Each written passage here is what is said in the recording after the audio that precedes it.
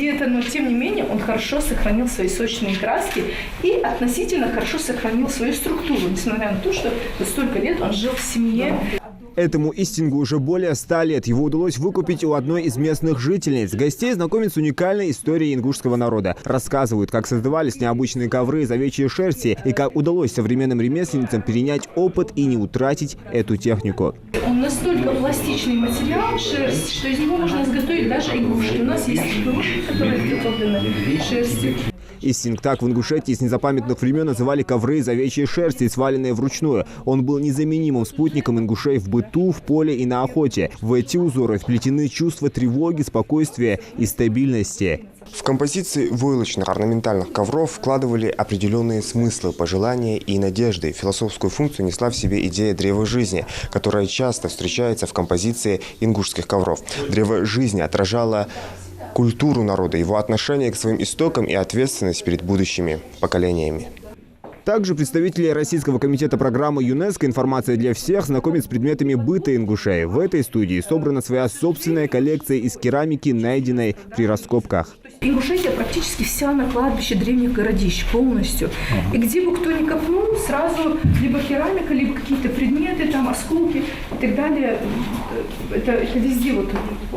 Гости признаются, они в Ингушетии впервые, но за эти 2 дня регион их просто восхитил. А эта экскурсия окончательно влюбила в эту уникальную республику. Все, с кем мы общались, это руководство библиотеки, руководство Министерства культуры, руководство, так сказать, и научные сотрудники ваших крупнейших университетов, научно-исследовательских институтов, посвященных, так сказать, и ингушскому языку, ингушской культуре, ингушским традициям, сделали все возможное, чтобы абсолютно нас влюбить в Ингушетию.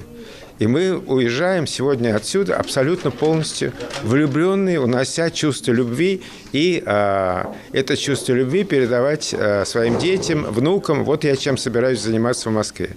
Тем временем в научных библиотеках региона развернулись отдельные секции, где участники конференции общими усилиями попытались выработать единый механизм сохранения и развития языка. На мероприятии звучит в основном ингушская речь, что логично, так как цель научно-практической конференции – популяризация этого направления. Так, Хадида Урбекова уверена, что проблема зарождается с начального образования детей.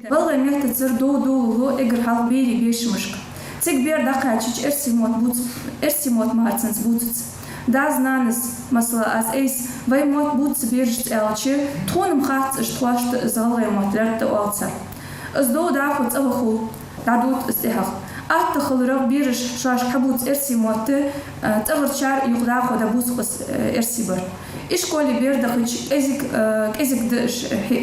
залаймот галаймот комплекс кира qozmar khalat galgaymot дарс قونا هربيرش إرسي موت بوتش خلوش كذي غلغي موت خوشة تحبتسلو باقي برش دانا خو بيرت إرسي متلق أميادش سوشي بس إرسي بر حبوتش خلرا. Собравшиеся уверены, что для сохранения языка необходимо внедрить его глубокое изучение с детского сада, а также перевести на ингушский популярные мультфильмы, песни и книги, что непременно поможет его развитию среди молодежи. Крупная двухдневная конференция проходит под эгидой Российского комитета программы ЮНЕСКО «Информация для всех». При поддержке Федерального агентства по делам национальностей, которое, как сказать, своей главной целью поставила поддержку и развитие и продвижение ингушского языка. Потому что, как вы знаете, сейчас это большая проблема во всем мире, сохранение языков коренных народов. С 2022 по 2032 год ЮНЕСКО объявил годом поддержки языков коренных народов.